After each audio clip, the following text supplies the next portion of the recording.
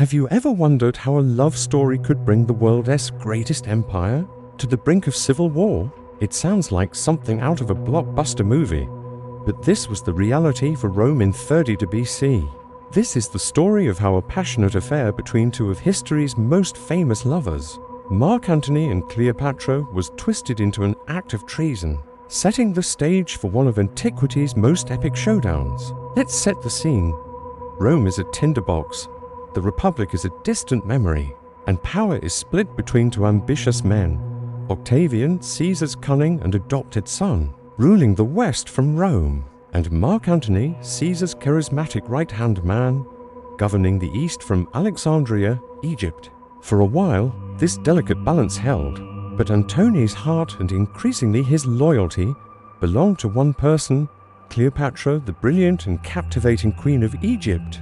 Their love story was legendary, but for Octavian, it was a political goldmine. He saw an opportunity not just to eliminate his rival, but to unite Rome behind him against a common enemy. The problem was, Antony was a Roman, a celebrated general. Declaring war on him directly would mean another bloody civil war, something the Roman people were desperate to avoid. Octavian needed a different target, a foreign threat that could justify a massive military campaign. He found that targeting Cleopatra. So, how do you turn a Roman hero into a traitor and his foreign lover into the greatest threat to the Republic? Propaganda. And Octavian was a master of it.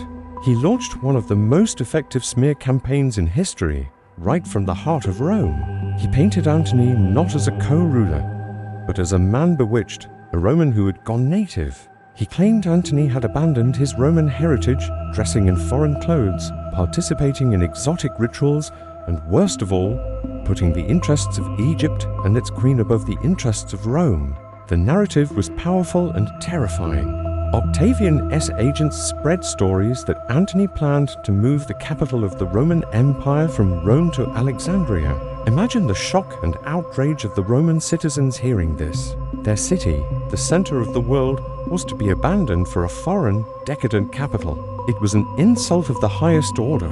He accused Antony of unlawfully gifting Roman territories in the east to Cleopatra and her children, portraying it as a betrayal of the empire's integrity. These weren't just political maneuvers, they were presented as acts of a man who had lost his mind to a seductive foreign sorceress.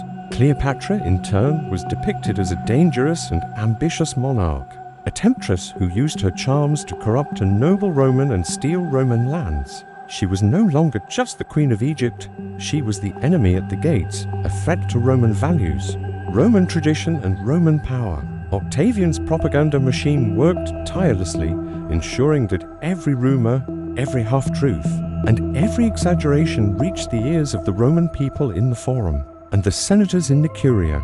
The tipping point came with Antony's will. Octavian made a dramatic and legally dubious move. He seized Antony's last will and testament from the custody of the Vestal Virgins in Rome and read it aloud to the Senate. The contents were explosive and perfectly tailored to confirm everyone's worst fears.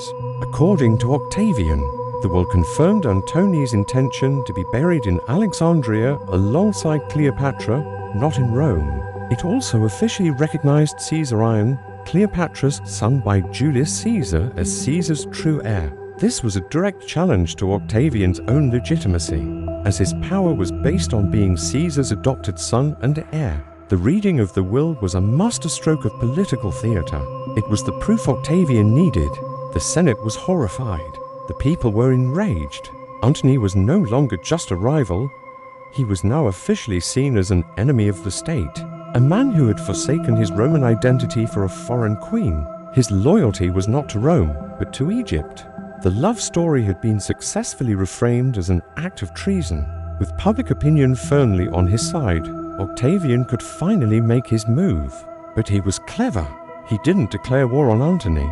That would still be a civil war. Instead, in a grand ceremony filled with ancient and solemn religious rites, Octavian officially declared war on Cleopatra. By targeting the foreign queen, he framed the conflict as a patriotic war of defense, a righteous campaign to protect Rome from foreign aggression and corruption. It was Rome versus Egypt, civilization versus decadence, Order versus chaos, of course, everyone knew what it really was.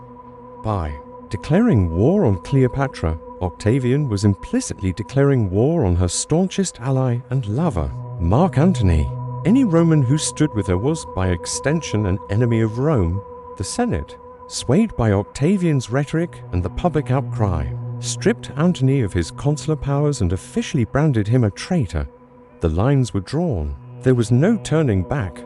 The declaration of war was not just a political act. It was a cultural and psychological one. It convinced an entire empire that they were fighting to save their way of life from a foreign threat personified by Cleopatra.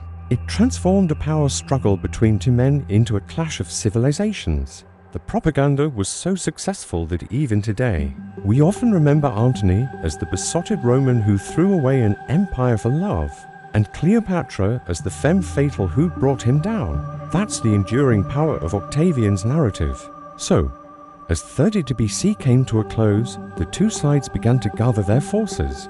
Antony and Cleopatra commanded a massive fleet and a seasoned army in Greece, preparing to meet the challenge. Octavian, now with the full backing of the Roman state, assembled his own legions and warships, led by his brilliant general, Marcus Agrippa. The Mediterranean world held its breath. The personal rivalry, fueled by a legendary romance and fanned by masterful propaganda, was about to erupt into a war that would decide the future of Rome. The final countdown to the Battle of Actium had begun. One of history's greatest love stories was about to meet its tragic, violent end. And from its ashes, the Roman Empire would finally be born under its first emperor. Thanks for watching. If you found this dive into Roman politics and propaganda fascinating, don't forget to hit that like button, subscribe to the channel, and ring the bell so you don't miss our next video where we'll cover the epic naval clash at Actium. See you next time.